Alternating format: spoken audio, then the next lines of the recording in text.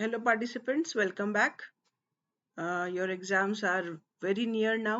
अब आप लोगों को अच्छे से तैयारी करनी है so that you don't miss out on any point. ये कोई देखिए आप लोग ज़्यादातर लोग तो या तो फुल टाइम वर्किंग होंगे या फिर आप पढ़ाई कर रहे होंगे, फुल टाइम कहीं ग्रेजुएशन कर रहे होंगे या कर चुके होंगे, कुछ और स्टडीज़ कर रहे होंगे मे बी। तो ये एग्ज़ाम तो आपके डेली कोर्स का चीज़ रहा नहीं, लाइक आप प्रिपरेशन कर रहे हो and all. So I know this is tough for you are to prepare, but उसकी वजह से आप प्रिपरेशन मत छोड़ दीजिएगा। When I took this exam, patent का हो चाहे ट्रेडमार्क का हो, I was working full time in a corporate setting, although an educational institution. और मेरे बहुत छोटे छोटे दो बच्चे भी हैं। उस वक्त तो बहुत ही छोटे थे, अब तो बड़े हो गए खैर। तो मैं आपको सिर्फ इतना इसलिए बता रही हूँ कि if I could do it, I think you all can do it. So don't try to find out any excuses for not doing it. There will be many excuses. तो आप पढ़िए और समझिए, याद कीजिए, अभी से याद कीजिए। और आप चाहेंगे कि 1 मई को मैं शुरू करूंगा याद करना और 5th को मैं क्रैक कर लूंगा, 6th को क्रैक कर लूंगा। That never happens. Start learning them right now so that you have enough time to re-revise it. Okay, so coming back to what we were discussing, अभी हम लोग रूल्स कर रहे हैं। मेरी कोशिश ये है कि जल्दी से जल्दी रूल्स भी खत्म कर दूं, आप फॉर्म नंबर वगैरह याद करना शुरू कर दीजिए। सो एडवर्टीजमेंट ऑफ एप्लीकेशन, ये सारी चीजें जब मैं आपको जब एक्ट बता रही थी तो I had discuss them already. So मैं इसको थोड़ा फास्ट जा रही हूँ, बट जैसे मैंने कहा कि अगर आप एक्ट सुन रहे होंगे और उसके बाद, क्योंकि आप तो कंटिन्यूएशन में सुन सकते हैं, तो अगर आप एक्ट सुनने के बाद आप फिर ये सुन रहे हैं तो फिर आपको इमीडिएटली कनेक्ट बैठ जाएगा। You will not be able to like, it's not like ये क्या बोला मैम ने, ये क्या हुआ, ये मतलब ये कुछ जल्दी बोल दिया, ऐसा नहीं होगा। I have already discussed them in details. So मैं यहाँ से स्टार्ट कर रही हूँ आपको। मैनर ऑफ एडवर्टीजमेंट, स्टार्ट करने से पहले मैं क्लियर कर दूं कि एडवर्टीजमेंट मतलब जो पब्लिकेशन होते हैं ना जर्नल में, कि आप अगर किसी को ऑब्जेक्शन है, ऑपोजिशन है, तो वो उसकी बात ये कर रहे हैं। यानी कि ये कब प्रोसेस आया, जब आया कि आपने रिप्लाई दे दिया और अगर उनको फिट बैठा कि हाँ सही रिप्लाई से उनको लग रहा है कि हाँ ये यूनिक ट्रेडमार्क है और किसी से अंडर सेक्शन 11 या सेक्शन 9 में ऑब्जेक्ट नहीं होना चाहिए, तो फिर वो उसको रेडिली एक्सेप्ट करते हैं और एक्सेप्ट करने के बाद एडवर्टाइज करते हैं। या फिर आपकी शोकॉज हियरिंग कराए हैं और हियरिंग के बाद आपने क्लैरिफाई कर दिया है कि this is a unique mark and classes and everything are okay, और अब उन्होंने एक्सेप्ट किया है। एक्सेप्ट के बाद वो एडवर्टीजमेंट करा रहे हैं। तो ये एडवर्टीजमेंट वही बता रहा है कि अंडर सेक्शन 20 जो है एडवर्टीजमेंट करा रहे हैं। और री एडवर्टीजमेंट मैंने आपको बताया था कि कभी कभी करेक्शन या अमेंडमेंट के बाद वो या तो री एडवर्टीजमेंट करा देते हैं या फिर उसी जर्नल में जहाँ एडवर्टाइज हुआ है वहाँ वो अटैच कर देते हैं कि इसमें ये करेक्शन किया गया है। Section 40 talks about notification of correction or amendment of application, the same thing which I am telling you right now, कि मान लो कुछ changes कर दिया गया है और यहाँ पर उन्होंने re-advertise नहीं किया।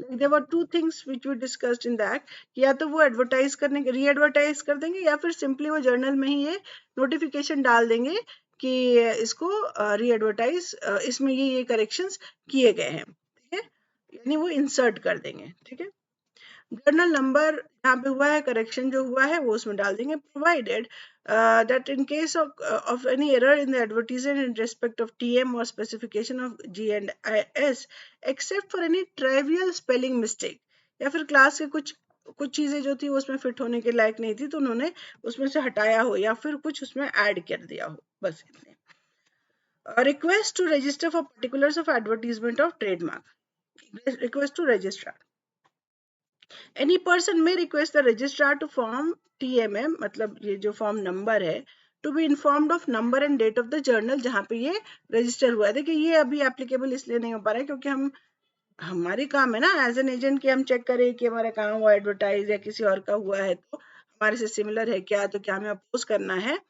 तो उसी के बाद आता है अपोजिशन टू रजिस्ट्रेशन। अब ये आपको पता है जब वो एडवर्टाइज हो गया तो वो एडवर्टीजमेंट के पीरियड जब खत्म हुआ उसके बीच में वो वेट करते हैं कि कोई और को अगर अपोज करना है तो वो अपोज करे। तो यही है ऑपोजिशन, ऑपोजिशन ऑफ रजिस्ट्रेशन। तो इसमें TMO में ये ऑपोजिशन फाइल होता है, यानी it's a form number. TMO एक ग्रुप ऑफ एप्लीकेशंस होगा, इसी तरह से TMM group of form number है, and then there is TMA। ऐसे करके ये जो 7-8 ग्रुप बने हैं, इनमें अलग अलग, पहले क्या होता था, फॉर्म नंबर होता था, है ना, अलग अलग नंबर होता था। अब उनको ना ऐसे एक एक ग्रुप के अंदर में डाल दिए हैं, और उसको जैसे TMO है, TMA है, TMM है, ऐसे so on and so fourth है, ठीक है। तो इन नोटिस ऑफ अपोजिशन जो है वो जो अगर 21 में तुमने अपोज किया है, और 43 जो नीचे भी हम लोग पढ़ने जा रहे हैं, उस तरह से मतलब उसमें क्या क्या क्या क्या चीजें लगेंगी अपोजिशन करने में, ये सारी चीजें तुम TMO में खोलोगे, और अपोज करने के लिए तुम सारी चीजों को के लिए फाइल करोगे। अब ये कितने पीरियड में, जब पब्लिश हुआ तो उसे 4 मंथ्स के पीरियड के अंदर तुमको ये काम कर लेना है।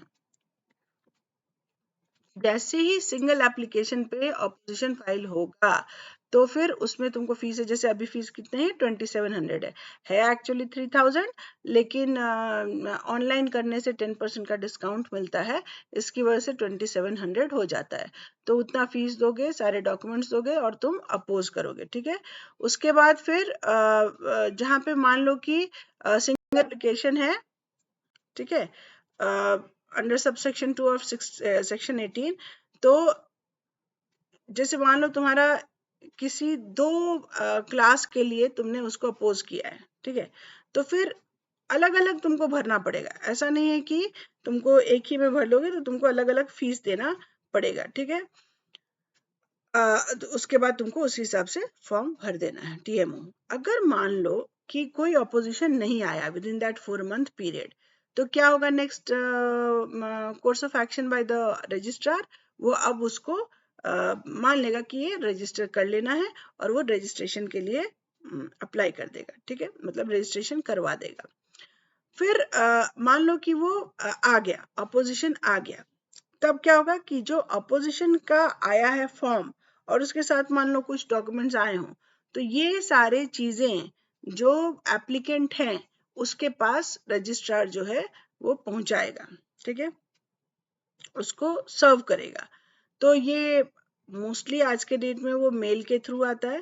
उससे भी पहले, मतलब मेल में आने में थोड़ा टाइम लग जाता है, उसके भी पहले जो तुम्हारा लॉग इन विंडो है, उस विंडो में तुम जाओगे, तो तुम्हारे करस्पॉन्डेंसेस में जाओगे, उसमें नोटिसेस में जाओगे, so you will get the notices, जिसमें जिसमें तुमको तुम्हारे अपोजिशन में कुछ आया हो, या फिर तुम्हारे एग्जामिनेशन रिपोर्ट में आया हो, या करेक्शनल एरर के लिए आया हो, और anything which is coming as a notice to you, वो वहां पे तुमको मिल जाएगा, ठीक है। मान लो कि तुमको अब मिला हुआ, जैसे मैंने बताया कि अभी तुमको पहले ही पता चल गया कि अपोजिशन आ गया, क्योंकि तुमने उसके काउंटर पे अपने देख लिया है, तब तुमने फाइल कर दिया काउंटर स्टेटमेंट। तो फिर इन केस वहां पे रजिस्ट्रार ये भी सोच सकता है कि सर्व ना ही किया जाए तो भी चलेगा। Section 43 requirements of notice of opposition, मतलब इसमें क्या क्या चीजें अटैच होंगी। सबसे पहले तो एप्लीकेशन नंबर तुम डालोगे, जो तुम जिसके अगेंस्ट तुम अपोज कर रहे हो, उसका जिस क्लास में, या फिर क्लास ऑफ गुड्स में, या क्लास ऑफ सर्विसेज में है, वो भी तुमको डालना पड़ेगा, क्या है वो क्लास। उसके बाद से एप्लीकेंट का नाम डालना पड़ेगा। In respect of earlier trademark, यहाँ अर्लियर ट्रेडमार्क का मतलब ये हुआ कि जो प्रायर डेट को के लिए अप्लाई कर रहा है ना, जैसे वो 2010 से मार्क को यूज कर रहा था, तो वो, और वो आज जाकर एप्लीकेशन डाल रहा है ना, तो वो अर्लियर मार्क हो गया। तो उसका क्या बेसिस है उसको करने के लिए, where the opposition is based on earlier trademark, a statement to that effect and an indication of the status of earlier trademark, मतलब कि वो अभी यूज हो रहा है या नहीं हो रहा है, किस गुड्स में हो रहा है, किस क्लास में हो रहा है, किस सर्विसेज में हो रहा है, ठीक है। अगर एप्लीकेशन नंबर है या रजिस्ट्रेशन नंबर है, और जिस डेट का तुम प्रायोरिटी डेट मांग रहे हो वो है, तो तुम वो भी डालोगे। अगर वो वेल नोन ट्रेडमार्क है, मैंने आपको ऑलरेडी सेक्शन 11 में समझा दिया हुआ था कि वेल नोन ट्रेडमार्क क्या होता है। So if you have not understood, you don't remember at this point of time, आप वीडियो चेक कीजिएगा, आपको वो सेक्शन 9 एंड 11 मैंने बहुत डिटेल में समझाया था, वो आपको वहां मिल जाएगा। तो अगर मान लो कि वो वेल नोन ट्रेडमार्क है और किसी बाहर की कंट्री का है, जैसे फॉर एग्जांपल एप्पल है ना, तो फिर उस कंट्री का है, किस कंट्री का है, वहां पे वो कब से रिकॉग्नाइज हुआ है, कब से वो वेल नोन हुआ है, ये सारी चीजें तुम उसमें अपने ये फॉर्म में भरोगे, ठीक है। फिर अगर कोई उसका रेपुटेशन है अंडर दिस सेक्शन है ना, तो भी तुमको ये बताना पड़ेगा। फिर representation of the trademark of the opponent, जो ये कह रहा है कि भाई ये हमारा अर्लियर मार्क है और ये देखिए ये इसको कॉपी कर रहे हैं, ऑल दो हमने रजिस्टर नहीं किया है पर हम वेल नोन ट्रेडमार्क है, तो अपना मार्क तो बताओगे ना कि वो शंख है और शंख पे बैठा हुआ मेरा जो मार्क है वो शंख है और शंख के ऊपर एक बच्चा बैठा है, और इन्होंने जो बनाया वो शंख बनाया और शंख के ऊपर एक बच्ची बैठा दी है, तो फिर मतलब गर्ल को बैठा दिया और हमने बॉय को बैठाया, तो सिमिलर मार्क है वो, right. So where the goods or services in respect of which earlier trademark has been registered or applied for, or in respect of which earlier trademark is well known, जो कि अभी हमने बात की है कि क्या होता है well known और क्या कैसे सेक्शन 11 में उसको कहा गया है, और उनका अपना रेपुटेशन है, तो फिर जिस जिस जिस जिस गुड्स में है उसके रेस्पेक्ट में उनको बताना पड़ेगा। अगर अपोजिंग पार्टी है तो in respect of the opposing party, where the opposition is entered by the proprietor of that earlier trademark or the earlier right, his name, address and the indication that he is a proprietor of such trademark, मतलब वो उसके owner हैं, इस चीज को भी दिखाते हुए आपको बताना पड़ेगा कि भाई हम ओनर हैं, या फिर हमने हमारे फादर थे और हमको मिला है, या फिर हम सिर्फ लाइसेंसी हैं और हम जो है हमको ये अपने लाइसेंस के या फिर अग्रीमेंट के टर्म्स के थ्रू हमें ये हक है कि हम मार्क के लिए अप्लाई कर सकते हैं अपोजिशन, है ना। या फिर ये भी है कि मैं तो उसका सक्सेसर हूं पर मेरा नाम अभी रजिस्टर्ड नहीं हुआ एज अ प्रोप्राइटर, या फिर मैंने अप्लाई किया है अभी मेरा वो एक्सेप्ट नहीं हुआ या फिर रजिस्टर में चढ़ा नहीं है, तो ये सारी चीजें आप बताएंगे। अपोजिंग पार्टी अपना अगर प्लेस ऑफ बिजनेस नहीं है यहाँ पे, तो एड्रेस फॉर सर्विस जो कि आपका रहेगा वो उसमें देंगे।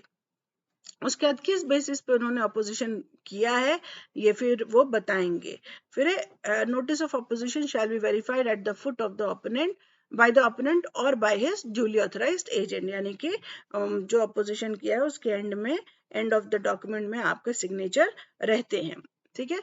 उसके बाद फिर the person verifying shall state specifically by reference to the numbered paragraphs of the notice of opposition what he verifies, जो उसको नॉलेज है उसी को ना वो वेरीफाई कर सकता है, और उसको वो समझता है कि हाँ ये सच है, तभी ना वो वेरीफाई कर सकता है, अदरवाइज वेरिफिकेशन का कोई मतलब नहीं है। मतलब यहाँ पे जो पर्सन जैसे नोटरी वगैरह करते हैं तो एफिडेविट होता है, तो उसमें जो आपका लॉयर है जनरली वो करते हैं ना, तो verification shall be signed by the person making it and shall state the date on which and at the place where it was signed, ठीक है, क्लियर है। ये चीजें अगर आपको भी समझ में नहीं आ रही होंगी तो इसका क्वेश्चंस बहुत नहीं आने वाला है, और जैसे जैसे आप प्रैक्टिस शुरू कर देंगे, एक बार आप एजेंट बन जाते हैं तो ये सारी चीजें जो है ना वो डेली की चीज हो जाती है, तो आपको अपने खुद ही ये मतलब क्लियर हो जाएगा।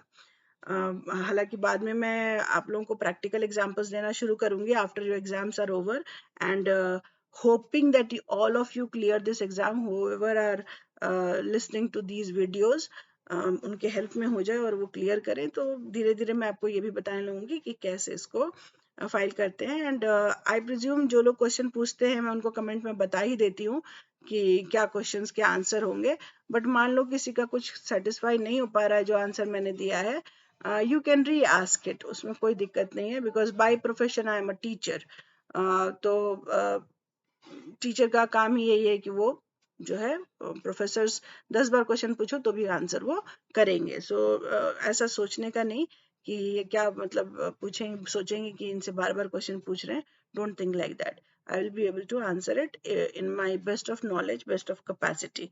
आई माइट बी रॉन्ग, ये मैं क्लेम नहीं करूंगी कि मैं सही बोल रही हूँ, बट कोशिश मेरी रहेगी कि मैं आपको आंसर जरूर करूं। Counter statement. The counter statement required by subsection 2 of section 21, ये जो है इसमें जो काउंटर स्टेटमेंट जो मैंने आपको एक्सप्लेन कर दिया हुआ है सेक्शन 21 को, कि उसमें आपको एक काउंटर स्टेटमेंट लगता है जब आपके पास आया नोटिस ऑफ अपोजिशन, तो आपको एक काउंटर स्टेटमेंट देना है। तो वो जो है वो भी अगेन टीएमओ में होता है, टीएमओ में 5-6 लगा रहता है, उसमें से चूज करके आप काउंटर स्टेटमेंट जो है वो उसमें अप्लाई क्लिक करेंगे, आप अपना जो एप्लीकेशन नंबर है वो डालेंगे तो इमीडिएटली आपका खुल जाता है विंडो कि आप उसमें भर दें। तो आप उसमें डालेंगे विद इन 2 मंथ्स, जैसे आपको मिलता है उसके 2 महीने के अंदर आपको इस काउंटर स्टेटमेंट को डालना है। और अगर आप नहीं डालें तो देखिए ऐसे कह दिया इन्होंने अपने एक्ट में कि तो मान लिया जाएगा अबैंडन्ड है, बट ये देते हैं वो टाइम, मतलब आप 1 महीना 2 महीने तक उसमें एक्सक्यूज मी, तो वो जैसे उसको काउंटर स्टेटमेंट मिला रजिस्ट्रार को, इस काउंटर स्टेटमेंट को अगेन वो जिसने अपोज किया है उसके पास भेज देगा। ऑपोजिशन अगर किया है तुमने तो तुमको जो है उसके evidences in support of that तुमको देने पड़ते हैं, ठीक है। नहीं दिए तो फिर तुम बुलाओ, बोलोगे कि भाई हमको कोर्ट में बुलाइए तो हम देंगे, तो फिर वो भी दे सकते हो, ठीक है। अगर काउंटर स्टेटमेंट मिला तो रजिस्ट्रार के पास वो एविडेंस देगा, या फिर वो ये कहेगा कि जो मैंने लिखा है उसको अभी आप मान लीजिए, और उसके सपोर्ट में जो डॉक्यूमेंट्स आएंगे वो जब मुझे बुलाया जाएगा तो मैं एग्जिबिट करूंगा, ठीक है। तो ये उतना टाइम दे देते हैं, पर ऐसा फला फला कुछ भी नहीं बोला जा सकता, मतलब XYZ बोलने से पहले सोचोगे ना कि जो बोल रहा हूँ वो सही है या नहीं है, क्योंकि अगर तुम्हारे पास डॉक्यूमेंट नहीं है तो फिर क्या, there is nothing in you where you can say. If I am not mistaken, ये जो काउंटर स्टेटमेंट ऑपोजिशन ये जो है ये लॉयर्स ही कर सकते हैं। If I am not mistaken, I might B mistaken कि ट्रेडमार्क एजेंट को ये अथॉरिटी है या नहीं है, ठीक है। क्योंकि जैसे पेटेंट एजेंट जो है वो फाइल करता है, तो as per my understanding trademark agent file करता है, और जो कोर्ट की चीजें होती हैं और हियरिंग वगैरह की चीजें वो लॉयर करता है। इसलिए अगर आप किसी और फील्ड में हैं तो मैं सजेस्ट करूंगी कि लॉ भी आप सोच ही लो करने का। Evidence in support of application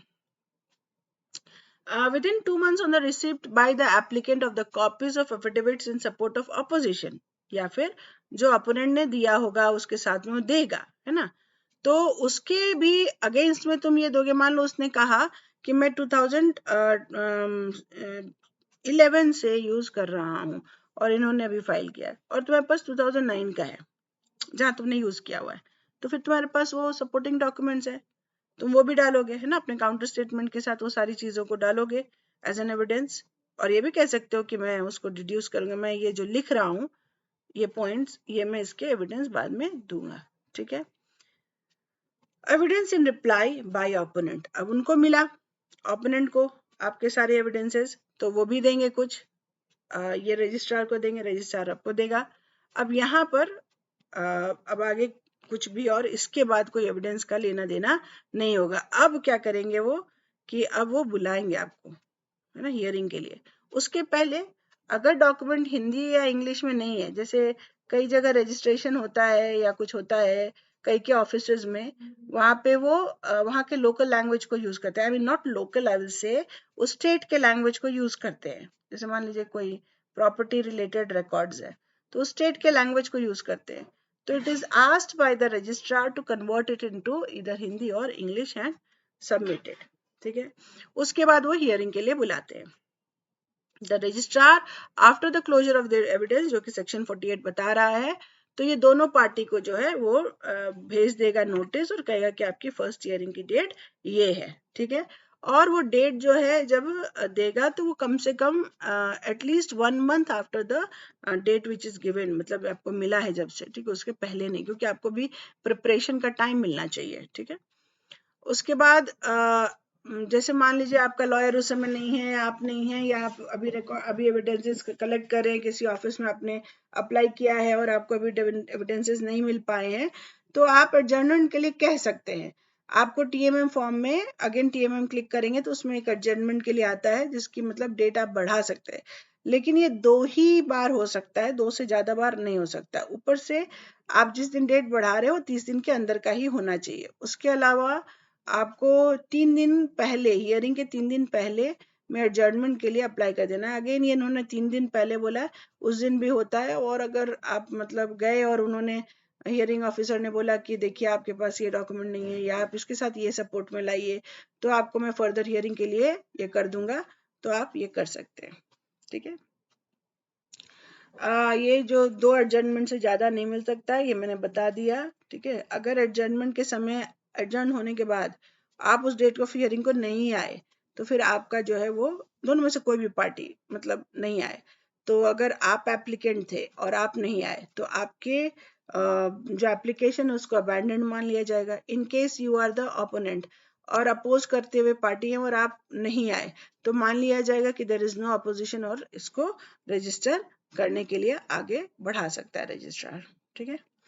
security for cost, this particular subsection 21 के 6 में ये बताया गया है कि अगर आपका एप्लीकेशन कन्वेंशन कंट्री से है, बाहर के कंट्री से, और आपका प्रिंसिपल प्लेस ऑफ बिजनेस यहाँ नहीं है तो और आप अपोज कर रहे हैं तो फॉर सिक्योरिटी पर्पसेस रजिस्ट्रार जो है आपसे कुछ पैसे मांग सकता है। कुछ यहाँ प्रोसीडिंग्स हो रही हो, कुछ के रिलेटेड हो, खर्चे हो गए हो तो और उसके ये में सिक्योरिटी पर्पस के लिए मांग सकते हैं, और वो कभी उसको उसका अमाउंट बढ़ा भी सकते हैं। ठीक है, उस बीच में मान लो इतना उन्होंने बोला, उसके बाद उनको लगे कि नहीं और मतलब इससे ज्यादा लेंगे, so they can further enhance it. ठीक है। Notice of non completion of registration, ये आपको याद होगा सेक्शन 23 में नॉन कंप्लीशन में की बात हुई थी। तो यहाँ पर रजिस्ट्रार जो है आपको अगर कंप्लीट नहीं किया अपने प्रोसेस और रिक्वायरमेंट्स जो चाहिए तो आपको टाइम पीरियड देते हैं, और जो टाइम पीरियड 1 साल से ज़्यादा नहीं हो सकता है तो वो उसके लिए नोटिस जो है इसी फॉर्म RG1 में किया जाता है, जो कि address for service in India को बताना होता है, और ये जब वो भेजे हैं तो वो 21 डेज के अंदर आपको उसका रिप्लाई दे देना है। Registration, entry in register, obviously जब आपका ये अगर दोनों ही सूरत में यानी कि अपोज नहीं हुआ तो, या फिर अपोज हुआ और आपकी बात मान ली गई कि हाँ आप सही बोल रहे थे एज एन एप्लीकेंट, जो अपोज किया है उनकी बात सही नहीं थी, तो आपका एक्सेप्ट हो गया। Except for what? Except for certification यानी रजिस्ट्रेशन, तो फिर आपका वो रजिस्टर हो जाएगा फॉर इन देयर रजिस्टर, है ना, बाय द रजिस्ट्रार। ठीक है। उसके बाद उसमें आपका कौन सा डेट को फाइलिंग हुई थी, किस डेट को रजिस्ट्रेशन हुआ, क्योंकि डेट को फाइलिंग हुई उस दिन से मान लिया जाता है। गुड्स है या सर्विस है, किस क्लास में आता है, कौन से अलग अलग और भी पर्टिकुलर्स है वो सारी चीजें, address and of the principal place of business, फिर प्रोप्राइटर जो है अगर उसका प्रिंसिपल प्लेस ऑफ इंडिया में नहीं है तो जिस कंट्री में है, जिस कंट्री का है वो, और address for service in India, ये सारी चीजें। अगर आप जॉइंट प्रोप्राइटर हैं और आपका प्रिंसिपल प्लेस ऑफ इंडिया नहीं है तो address for service in India, ये सारी चीजें भी, और आपका जहाँ का भी कंट्री के हैं आप वहाँ का भी एड्रेस आपका देना पड़ेगा। उसके अलावा ट्रेड, बिजनेस, प्रोफेशन, ऑक्यूपेशन या फिर कोई भी ऐसी चीजें जो प्रोप्राइटर की हों या फिर जिसके साथ उन्होंने ज्वाइंटली ओन की हों, तो दोनों ही ज्वाइंट प्रोप्राइटर्स के नाम इस रजिस्ट्रेशन सर्टिफिकेट में देना पड़ेगा। फिर कितने दूर तक उनका ये है वो भी इनमें डालना पड़ेगा। अगर कन्वेंशन एप्लीकेशन है तो फिर जो एप्लीकेंट्स हैं उनके जो डिटेल्स हैं वो, या मतलब क्योंकि वो अर्लियर डेट को ये कर रहे हैं ना, मांग रहे हैं, तो प्रायर डेट मांग रहे हैं बिकॉज ऑफ कन्वेंशन एप्लीकेशन, तो वो भी उनको डिटेल देनी पड़ेगी। अगर ये कलेक्शन मार्क है या फिर सर्टिफिकेशन मार्क है तो वो भी इनको इस रजिस्टर में बताना पड़ेगा। ठीक है। अगर मान लीजिए कि अर्लियर ट्रेडमार्क का प्रोप्राइटर जैसे कि अभी मैंने बताया है तो कब से था उनका ये भी आपको डिटेल देना पड़ेगा। उसके बाद फिर कंप्यूटर एक्सपर्ट से कंसल्टेशन में इसके इलेक्ट्रॉनिक फॉर्म ऑफ रिकॉर्ड्स को भी चेंज करना या उसी को ऑफिशियल रिकॉर्ड मान लेना भी हो जाएगा, क्योंकि 2017 में ये आया है तो ऑब्वियस है कि उस समय तक तो मतलब इलेक्ट्रॉनिक ही फॉर्म हो गया है मेनली रिकॉर्ड का, so that also has been mentioned over here.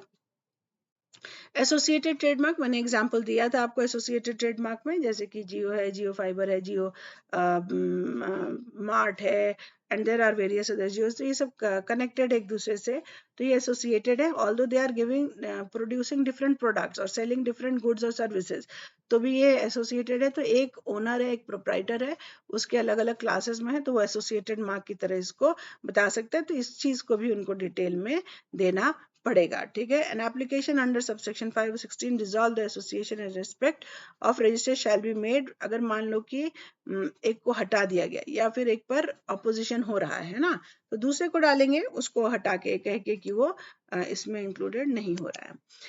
Death of applicant before registration, अगर मान लीजिए कि एप्लीकेशन दिया और अभी वो रजिस्टर नहीं हुआ है, ठीक है, तो उसके पहले उनका देहांत हो जाता है, तो रजिस्ट्रार में on the request on form TMM and on proof of the applicants death, और उसके मरने के बाद उसके जो लीगल रिप्रेजेंटेटिव होंगे उनको ट्रांसमिट हो जाएगा ये। तो मैंने आपको असाइनमेंट एंड ट्रांसमिशन बताया है, तो ये ट्रांसमिशन के लिए वो TMM में अप्लाई कर सकते हैं और सारे डिटेल्स जो है वो उसमें मेंशन कर देंगे और कैसे उनको मिला है उसके सपोर्ट में डॉक्यूमेंट्स देंगे।